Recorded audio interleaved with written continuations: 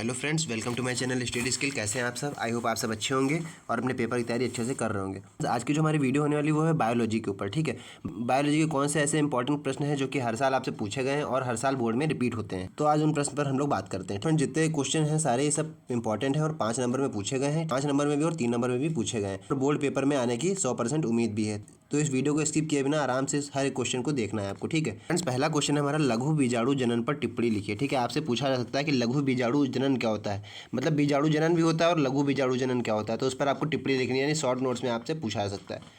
तो आपको बताना क्या है, 2 नंबर में मोस्टली पूछाएगा क्योंकि छोटी सी टिप्पणी आपको लिखनी है। तो आप बता सकते हैं कि लघु बीजाणुओं के निर्माण की प्रक्रिया लघु बीजाणु जनन कहलाती है। ठीक है, ये आपसे हो सकता है अति लघु में भी पूछ लें, क्योंकि इस वीडियो में सारे ही क्वेश्चन आपको मिलेंगे। आपके अति लघु मिलेगा, लघु भी मिलेंगे और दीर्घ भी मिलेंगे। हो सकता है जैसे मैंने आपको अति लघु में बताया, तो आप उसका बहुविकल्पी बना के भी आपसे पूछा सकता है। ठीक है, तो आप इसको बी केयरफुल होकर ध्यान से पढ़िएगा।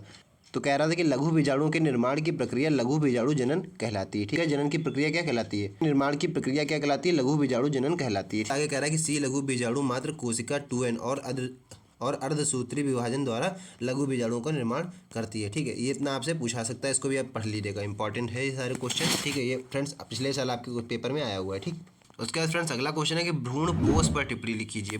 मतलब भ्रूण पोष क्या होता है। ठीक है, ये भी आपसे पूछा सकता है अति लघु में। ठीक है, अति लघु या लघु में भी पूछ सकते हैं। तो आपको बताना है द्विध्रुवीय केंद्रक और दूसरा नर युग्मक मिलकर या समेकन प्राथमिक भ्रूण पोष केंद्रक बनाता है। ये त्रिगुणित होता है और आवृत्तबीजी पौधों की विशेषता बताता है। ठीक है, यह आवृत्तबीजी पौधों की ये विशेषता होती है। ठीक है, क्या होती है, भ्रूण पोष करने की जो है आवृत्तबीजी पौधों की विशेषता होती है। विशेषता कि ये दूसरे नर युग्मक के साथ मिलकर या समकेन करके प्राथमिक भ्रूण पोष केंद्रक बनाते हैं। ठीक है, इतना इसका वर्क होता है और यही इसकी टिप्पणी है। ठीक है, फिर अगला क्वेश्चन फ्रेंड्स, परागण पर टिप्पणी कीजिए। परागण क्या होता है, आपने नाम जरूर सुना होगा बायोलॉजी में, परागण क्या होता है। तो आप बताएंगे, जब किसी पुष्प के परागकण पराग कोश से मिलकर पराग कोश से निकलकर वर्तिकाग्र पर पहुंचते हैं, तब इसे परागण कहते हैं। जितने भी आप क्वेश्चन देख रहे हैं सब छोटे हैं, लेकिन आपको 2-2 नंबर में जरूर देखने को मिलेंगे पेपर में। तो इसलिए इसको स्किप किए बिना आराम से देखिएगा वीडियो, और तो इन सारे क्वेश्चन को आप एक जगह कहीं पर नोट कर लीजिए, ताकि आपको पेपर के टाइम पे ये सब क्वेश्चन एक तरफ मिल जाए। ठीक है, यानी कि आपको इस तरह याद रखना है कि किसी पुष्प के जो परागण है वो पराग कोश से निकलकर वर्तिकाग्र पर जब पहुंचेंगे तब इसे परागण हम लोग कहते हैं। ठीक, फिर आगे फ्रेंड्स क्या है क्वेश्चन, दोहरा निषेचन पर टिप्पणी कीजिए। दोहरा निषेचन क्या होता है, अगर मैं निषेचन सुना होगा, यहाँ पर है दोहरा निषेचन, है ना, दोहरा यानी डबल। तो उसमें आप बताएंगे, दोहरे निषेचन की खोज नवास्चीन ने सन 1898 है ना, सन 1898 में लिलियम और फिटिलेरिया में की थी। ठीक है, जो हमारे वैज्ञानिक का नाम क्या था, ठीक है, नवास्चीन ने सन 1898 में लिलियम और फिटिलेरिया में की थी। आवृत्तबीजी पौधों में दोहरा निषेचन पाया जाता है। ठीक है, अभी आपको पढ़ा था ना आवृत्तबीजी पौधे, तो उसी में ही दोहरा निषेचन पाया जाता है। इन पौधों में 2 नर युग्मक बनते हैं जो भ्रूणकोश में उपस्थित अंड कोशिका और द्विध्रुवीय केंद्रक समेकन करते हैं। ठीक है, इतना आपको लिख देना नीचे।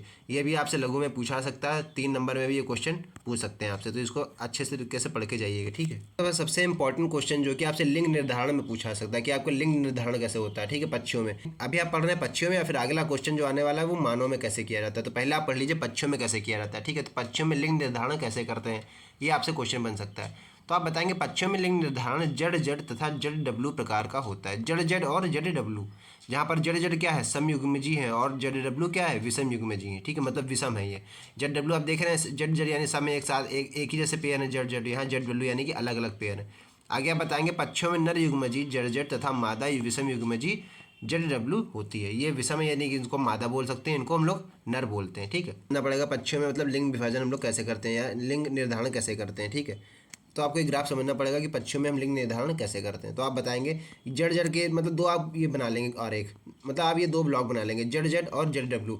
जड़ जड़ के आगे क्या लगेंगे, नर, और जड़ डब्लू मादा है।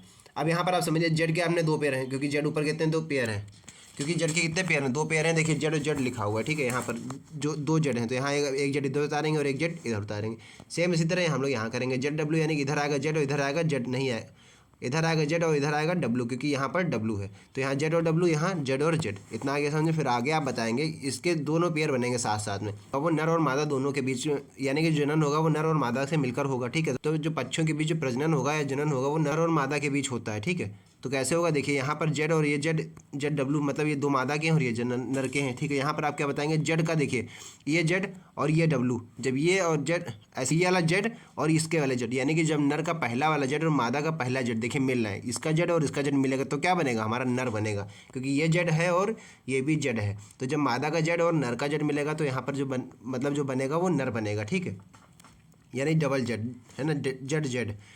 फिर अगले बार फिर ये देखिए इससे कर चुका है, फिर ये इससे करेगा तो यानी कि ये यहाँ आएगा एरो और एक यहाँ आएगा, ठीक है, और एक ही आया तो यहाँ पर क्या बनेगा, देखिए जेड डब्लू बन रहा है, यहाँ का जेड और ये डब्लू तो बन गया जेड डब्लू। और जेड डब्लू आप देख चुके हैं, जेड डब्लू क्या होता है, हमारी मादा होता है, ठीक। ये हमारे दो बन गए। अब इसका देख लिया, इसी तरह इसका बनेगा, इसके पहले इसके साथ इसका होगा तो जेड जेड क्या बनेगा, नर बनेगा, और यहाँ इसका जब ये जेड है और ये डब्लू के साथ होगा तो जेड डब्लू यानी मादा। तो यानी कि देखिए दो बार से मतलब दो नर मिलके बनेंगे, नर और मादा बनाएंगे तो दो बनेंगे नर और दो बनेंगे मादा। तो यानी कि अगर चांसेस देखा जाए तो पक्षियों में लिंग निर्धारण कैसे हो रहा है, यानी कि अगर माने 100% तो 50% मादा बन रहे हैं और 50% नर बनेंगे। तो आप इस तरह से लिख सकते हैं कि नर पक्षी बनने की उम्मीद क्या है, तो मतलब आप बता सकते हैं कि नर पक्षी बनने के चांसेस है वो नर 50% है और मादा के भी 50% है, दोनों के मतलब हाफ हाफ है, ठीक है। इस तरह, ठीक है, जिस तरह से मैंने ये संबंध दिखाया हुआ है इस तरह से आप बना के वहाँ आइएगा पेपर में, ठीक है। 100% आपसे पूछा जाएगा, इससे पक्षियों का पूछा जाएगा, नहीं तो आपसे मानव का जरूर पूछा जाएगा, ठीक है। अब अगला क्वेश्चन देखते हैं। क्वेश्चन फ्रेंड्स आ ही गया, ठीक है। क्या लिखा, मनुष्य में लिंग निर्धारण कैसे करते हैं। अभी आप ऊपर पढ़ रहे थे पक्षियों में, यहाँ पर है लिंग निर्धारण मनुष्य में कैसे किया जाता है। तो आप बताएंगे मनुष्य में लिंग निर्धारण एक्स एक्स और एक्स वाई गुणसूत्र द्वारा होता है। एक्स एक्स क्या है, यहाँ पर नर है, और एक्स वाई क्या है, मादा है। इसमें 44 + x मतलब 44 क्यों लगाया जा रहा है यहाँ, यानी कि मादा में यानी कि जो नर में जो गुणसूत्र होते हैं वो 44 पाए जाते हैं, तथा मादा में भी कितने पाए जाते हैं, 44 गुणसूत्र पाए जाते हैं, लेकिन इसमें एक्स वाई होता है, इनमें एक्स एक्स है, ठीक है। तो मादा में तो नर में 44 + x x तथा मादा में 44 + x y होता है, ठीक है, पुरुष में होता है, ठीक है। और फिर यहाँ पर लिखेंगे जब 22 + x यानी कि हाफ किया जा रहा है इसका, यानी कि जब इसका हाफ मिलेगा 22 + x और इनका हाफ मिलेगा 22 + y, यानी 22 + x तथा 22 + y मिलता है तब पुरुष बनता है।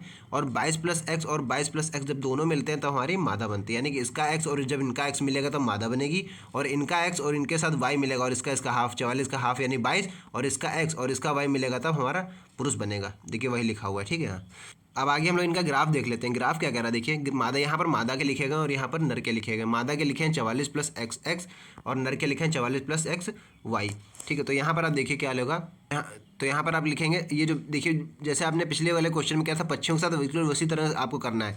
इसके साथ आप इसका कराएंगे तो 22 + x और 22 + x कितना मिलकर आएगा, 44 + x x, ये दोनों x x मिल जाएगा तो क्या बनेगी, मादा बनेगा, ठीक है।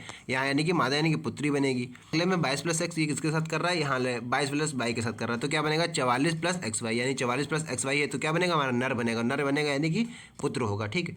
उसी तरह सेम इसी तरह किया गया इसमें, 22 + x को जब इसके साथ लेंगे तो 44 + x यानी मादा बनेगा, फिर इसको इसके साथ जो करेंगे तो 44 + xy यानी कि नर बनेगा यानी पुत्र बनेगा। तो यहाँ पर भी चांसेस आपसे बताना है आपको, तो चांसेस आप बताएंगे अगर 100% देखा जाए तो 50% क्या है, मादा है, मतलब यानी कि पुत्री बनने का चांस कितना है, 50% है, और पुत्र बनने का और पुत्र बनने का कितना है 50%, यानी कि प्रोबेबिलिटी है वो कितनी है, यानी कि प्रायिकता जिसको आप लोग कहते हैं, ठीक है, वो क्या है 50-50% रहेगी, ठीक है। इस तरह से आप लोग निर्धारण कर सकते हैं लिंग में, ठीक है। फिर फ्रेंड्स अगला क्वेश्चन है एक जीन एक एंजाइम परिकल्पना क्या होता है। एक जीन और एक एंजाइम परिकल्पना क्या होती है, एक जीन हो और एक ही एंजाइम हो, इसकी परिकल्पना यानी कि इसका मतलब क्या संरचना। तो आप बताएंगे एक जीन एक एंजाइम परिकल्पना विडल और टाटम ने दी थी। कौन किसने दी थी, ये आपको जरूर बता देना है, विडल और टाटम ने। अगर इस तरह से आप लिख के आएंगे ना पेपर में तो आपको एग्जामिनर सोचेगा कि बच्चे ने काफ़ी अच्छा खासा अध्ययन किया हुआ है और इसका नॉलेज है इसके बारे में, तो आपकी तो इंप्रेशन तो वहीं से अच्छा पड़ जाता है एग्जामिनर पर, क्योंकि आपकी लिखावट भी ज़्यादा मायने रखती है वहाँ पर, ठीक है। जैसे आप लिखावट करके आएंगे जो लिख के आएंगे बस एग्जामिनर केवल वही देखता है और पूरा आपका आंसर नहीं पढ़ता है, लेकिन आप तरीके से अगर लिख रहे हैं साफ साफ तो एग्जामिनर समझ जाएगा कि मतलब बच्चे को आता है, तभी बच्चे ने साफ सुथरा और डरे बिना झिझक के सब कुछ लिखा है, ठीक है। तो आगे आप बताएंगे एक जीन एक एंजाइम परिकल्पना विडल और टाटम ने दी थी, ठीक है। इन्होंने सन 1941 में न्यूरोस्पोरा नामक एक कोशिकीय कवक पर अपने प्रयोग को सिद्ध किया था। इनके अनुसार प्रत्येक जीन एक विशेष एंजाइम प्रोटीन का संश्लेषण करता है, ठीक। इतना ये एक जीन और एक एंजाइम की परिकल्पना थी, ठीक है। इसको आप लिख लीजिए कहीं पर या आप अच्छे से इसको दिमाग में बैठा लीजिए, ये क्वेश्चन आपको जरूर मिलेगा पेपर में, ठीक। फिर फ्रेंड्स अगला क्वेश्चन है डीएनए फिंगर प्रिंटिंग क्या होती है। आपने नाम जरूर सुना होगा डीएनए फिंगर प्रिंटिंग, डीएनए क्या होता है, उसका आंसर आप बताएंगे। डीएनए फिंगर प्रिंटिंग को एलिक जैफी ने विकसित किया था। किसने विकसित किया था, एलिक जैफी ने, तथा इसके माध्यम से प्रत्येक जीव के मूल आनुवांशिक पदार्थ में भिन्नता देखी जा सकती है। समरूप जुड़वा को छोड़कर कोई भी दो व्यक्ति समान नहीं होते हैं, ये भिन्नता डीएनए के कारण ही होती है। आपने देखा होगा बहुत जगह क्या होता है डीएनए मैच किया जाता है, ठीक है। कहीं पर अगर कोई क्राइम सीन है तो वहाँ है, या कोई किसी का झगड़ा चल रहा है तो वहाँ पर भी डीएनए मैच होता है। या किसी भी जांच के या किसी भी पोस्टमार्टम रिपोर्ट में आपने जरूर नाम सुना होगा ये डीएनए, ठीक है। तो वहाँ पर ही इसका यूज़ होता है। अनुवांशिक का मतलब होता है उसके उसके गुणसूत्र देखे जाते हैं, ठीक है। वहाँ से ही हम लोग डीएनए को पता करते हैं। उसके आरबीसी वगैरह सब देखी जाती है, ठीक है। देखिए एक लाइन लिखी हुई है, समरूप जुड़वा को छोड़कर, यानी समरूप यानी एक जैसे जो दिखते हैं और जुड़वा हैं उनको छोड़कर बाकी जितने भी हैं उनका सबका अलग अलग क्या होता है। कोई भी व्यक्ति उनको छोड़कर कोई भी दो व्यक्ति समान नहीं होते हैं। मतलब अगर जुड़वा है उसके अलावा कोई भी दुनिया में जितने भी पूरा हमारा संसार है, ठीक है, जितना भी हमारा पूरी दुनिया संसार है, संसार में जितने भी आप लोग पाएंगे सबके अंदर क्वालिटी अलग अलग होंगी और सबके गुणसूत्र और आप सबके क्या होंगे, अलग अलग होंगे, ठीक है। तो यहाँ पर क्या डीएनए हमको यही बताता है कि भी दो व्यक्ति समान नहीं होते हैं जुड़वा को छोड़कर, ठीक है। ये हमारे डीएनए की संरचना होती है और किसने दी थी, एलिक जैफी ने दी थी। अच्छी तरीके से आप इसको रट लीजिए। क्या बताएंगे, इस तकनीक का उपयोग विभिन्न स्थानों पर किया जाता है, ठीक है। मतलब विभिन्न स्थानों पर कहाँ कहाँ किया जाता है। किसी चोरी में, अगर कहीं चोरी हो गई तो क्या वहाँ क्या किया जाता है, डीएनए का परीक्षण किया जाता है, ठीक है। किसी हत्या में, अगर किसी की हत्या हुई है तो वहाँ भी देखा जाता है। किसी लड़ाई झगड़ा आदि में भी देखा जाता है, ठीक है। किसी क्राइम सीन या कोई लड़ाई झगड़ा अगर आसपास हो गया तो वहाँ पर भी डीएनए मैच होता है। हत्या में ज़्यादातर, ये क्राइम सीन में ज़्यादा यूज़ होता है, हत्या में, ठीक है, और चोरी में। तो इसको आप मन में बैठा लीजिए और उपयोग जरूर इसका लेके आइएगा, ठीक है। अगला क्वेश्चन फ्रेंड्स, हेमोफीलिया पर टिप्पणी लिखिए। हेमोफीलिया क्या होता है, ये भी आपको क्वेश्चन देखने को मिल सकता है कि हेमोफीलिया क्या होती है, समझाइए। तो हेमोफीलिया में आपको बताना कि हेमोफीलिया को ब्लीडर रोग, रॉयल डिजीज कहते हैं, ठीक है। ब्लीडर रोग यानी ब्लीडर यानी आप जानते हैं, ठीक है। ब्लीडर यानी कि ब्लीडिंग, यानी कि ब्लीडिंग होना किसी चीज़ का, ठीक है। यानी कि खून का, मतलब खून से रिलेटेड है, ठीक है, ब्लड से। या रॉयल डिजीज कहते हैं। इसमें चोट लगने पर रक्त का थक्का नहीं बनता है। मतलब क्या, चोट लग जाती है तो वहाँ पर रक्त का थक्का नहीं बनता है और ब्लीडिंग लगातार होती रहती है। यहाँ पर लिख लीजिएगा ब्लीडिंग लगातार होती रहती है, ठीक है। जिसके कारण व्यक्ति की मृत्यु हो जाती है। यह भी एक एक्स लिंग सहलग्न अप्रभावी रोग है। ये उत्पन्न कैसे होता है, वो नीचे है, मतलब किससे उत्पन्न होता है, एक्स लिंग सहलग्न से अप्रभावी रोग उत्पन्न होता है, ठीक है। मतलब कहने का मतलब, अगर एक नॉर्मल व्यक्ति है, ठीक है, जिसकी अगर चोट लगती है तो आपने देखा होगा थोड़ी देर बाद क्या होता है, वहाँ पर खून हल्का हल्का पपड़ी सी जम जाती है और मतलब क्या, खून जमने लगता है और वहाँ पर घाव लगा के, मरहम लगा के रोक दिया जाता है और बाकी उसका वो ब्लीडिंग रुक जाती है। लेकिन यहाँ पर आप देख रहे हैं कि हीमोफीलिया, अगर जिसको रोग है हीमोफीलिया, तो उसका क्या होगा, अगर कहीं भी उसको हल्की सी भी खुरन लगेगी तो उसका खून नहीं रुकेगा और लगातार ब्लीडिंग होती रहेगी, जिससे क्या होगा, खून लगातार बहने से ही व्यक्ति की मृत्यु हो जाएगी, ठीक है। तो यहाँ पर ये भी एक बहुत भयंकर रोग है हीमोफीलिया। आगे कैसे उत्पन्न होता है इसको हम लोग देखते हैं अभी। यहाँ पर देखिए, इस तरह जो मैं ग्राफ बता रहा हूँ इसको आप समझिए। यहाँ पर देखिए एक्स एक्स क्या लिखा हुआ है, वाहक स्त्री के लिए लिखा, एक्स एक्स किसके लिए लिखा गया है, स्त्री के लिए लिया गया है, और एक्स वाई लिया गया पुरुष के लिए। इतना आप समझ लीजिए, फिर मैं बताता हूँ। और जिसके ऊपर ये एच लगा हुआ है, छोटा सा एच लिखा हुआ है मैंने, वो लिखा है हीमोफीलिया के लिए, ठीक है। तो अगर एक्स और एक्स, यहाँ पर देखिए दो वाहक, एक्स एक्स यानी कि स्त्री के लिए है। लेकिन क्या, अगर किसी स्त्री के दो एक्स गुणसूत्र हैं, उसमें से कोई एक्स गुणसूत्र पर एच अगर हेमोफीलिया है, मतलब दूसरे पर नहीं, मतलब पहले पर है दूसरे पर नहीं है, तब भी वो क्या होगी, केवल वो वाहक स्त्री कहलाएगी। मतलब वो वाहक यानी कि ले जाने का काम करेगी। दूसरी क्या है, अगर दोनों पर है, मतलब अगर क्या है, दोनों पर एच एच है, यानी अगर दोनों गुणसूत्र पर हेमोफीलिया है, इस पर भी एच है और इस पर भी एच है, तो क्या है, इसका मतलब वो प्रभावित है। तो इसका मतलब क्या, वो हीमोफीलिक स्त्री है, ठीक है। वो वाहक नहीं रहेगी, तब वो हीमोफीलिक है। वाहक का मतलब होता है वो दूसरे में कर सकती है, और यहाँ पर क्या, हीमोफीलिक मतलब वो खुद है, मतलब वो हीमोफीलिक मतलब पूरी तरीके से वो हीमोफीलिया की रोगी है, ठीक है। ये स्त्री के लिए दोनों हो गया। यहाँ पर देखिए पुरुष के लिए क्या है, पुरुष के लिए क्या होता है, देखिए एक्स और वाई, एक्स अगर एक्स गुणसूत्र में, जैसे स्त्री के लिए था, एक्स गुणसूत्र में अगर है पुरुष के, तो इसका मतलब वो हीमोफीलिक पुरुष है, तब वो वाहक पुरुष नहीं कहलाएगा। क्यों नहीं कहलाएगा वाहक पुरुष, क्योंकि पुरुष में गुणसूत्र एक्स एक्स होते हैं। उसमें गुणसूत्र क्या होते हैं, एक्स एक्स गुणसूत्र नहीं होते, एक्स वाई गुणसूत्र होते हैं, यानी कि अभिन्न गुणसूत्र होते हैं। अगर सेम गुणसूत्र होते हैं तो उनको वाहक पुरुष कहा सकते थे हम लोग, लेकिन यहाँ वाई अलग है और एक्स अलग है, तो इसका मतलब अगर एक्स में भी है तब भी उसको हीमोफीलिक कहा जाएगा। और एक्स वाई का मतलब अगर किसी में भी नहीं, इस पर भी नहीं, इस पर भी नहीं, तो वो सामान्य पुरुष है, ठीक है।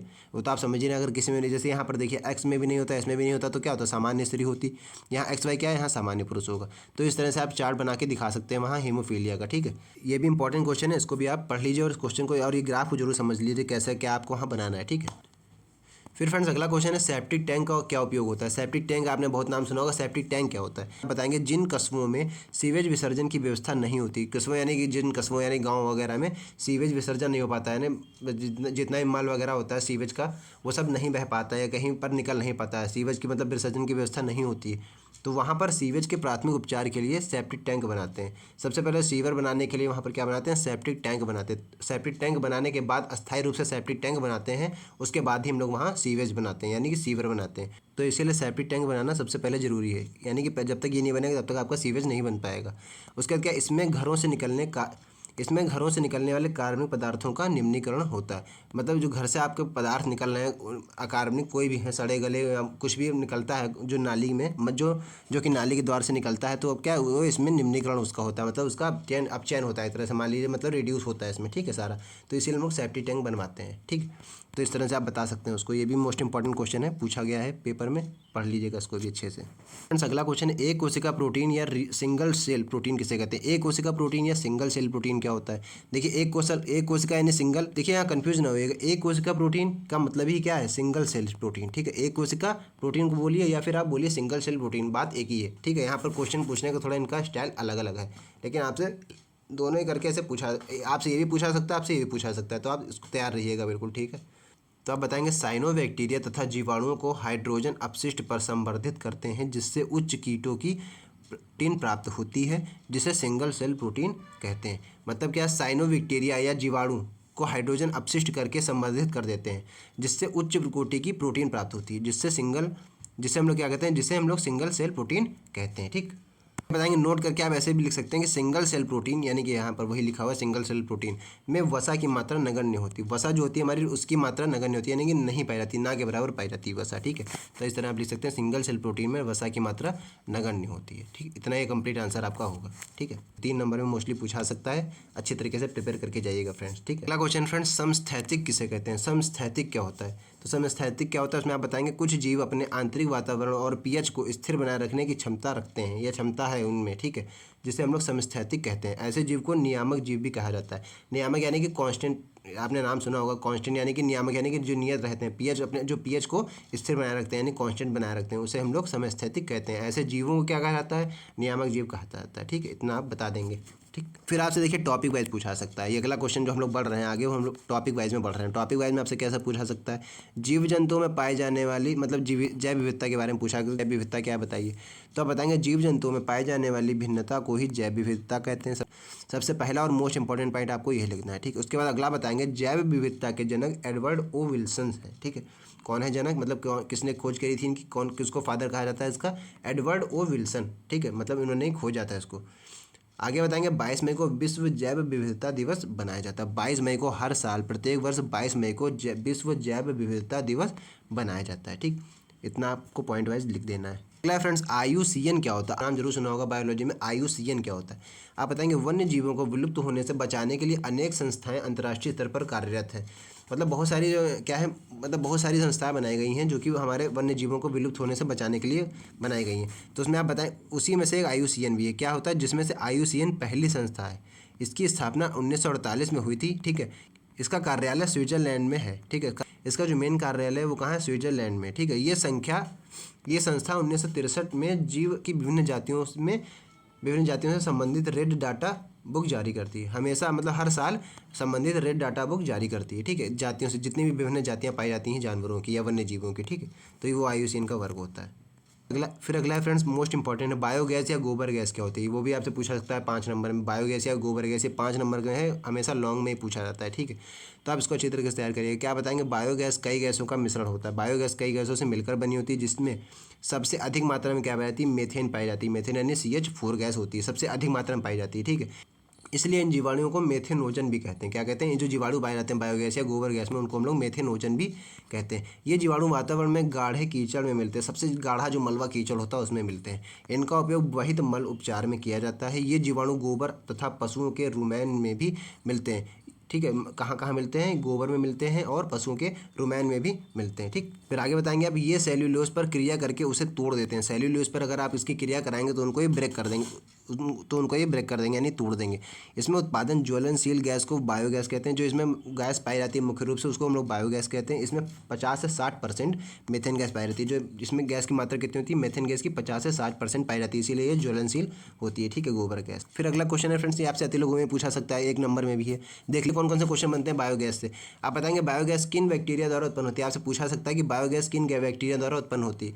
तो आप बताएंगे आर्की बैक्टीरिया द्वारा बायोगैस उत्पन्न की जाती है। आर्की बैक्टीरिया होता है जिसके द्वारा हमारी बायोगैस बनती है, गोबर गैस, ठीक है। क्वेश्चन बनता है फ्रेंड्स, किसकी खोज के फलस्वरूप एंटीबायोटिक का विकास हुआ? एंटीबायोटिक नाम आपने सुना होगा। एंटीबायोटिक क्या होता है? किसकी खोज के कारण हुआ संभव? ये तो आंसर आप बताएंगे अलेक्जेंडर फ्लेमिंग द्वारा, ठीक है। बड़े हमारे वैज्ञानिक थे अलेक्जेंडर फ्लेमिंग, उन्होंने ही एंटीबायोटिक टीके के खोज किया था, ठीक है। इस तरह से आप याद कर सकते हैं इसको। फिर अगला question friend, gene therapy, gene चिकित्सा, जीन सर्जरी, मतलब तीनों एक ही नाम है। देखिए जीन, या तो आप इनको जीन थेरेपी बोलेंगे, या आप जीन चिकित्सा बोलेंगे, या आप जीन सर्जरी बोलेंगे, तीनों एक ही नाम है। तो आप बताएंगे आनुवांशिक रोगों की चिकित्सा के लिए रोगी की कोशिकाओं एवं ऊतकों में उस रोग को सामान्य क्रियाशील जीन को प्रविष्ट कराने या त्रुटिपूर्ण जीन में आवश्यकता अनुसार सुधार या परिवर्तन करने को ही हम लोग जीन थेरेपी कहते हैं। घबराइएगा नहीं, आपसे पूछा सकता है जीन चिकित्सा क्या होती, तब भी आपको यही आंसर लिख के आना है। अगर आपसे पूछा जा रहा है जीन सर्जरी क्या होती, तब भी आपको यही आंसर लिख के जाना है। और जीन थेरेपी बोला जा रहा है, तब भी आपको यही आंसर लिख के आना है। मतलब तीनों में अगर आपसे वर्ड बोला जा रहा है, कोई भी एक वर्ड आपको अगर समझ में आ जाए उस समय, तो बिल्कुल आपको यही आंसर छाप देना है।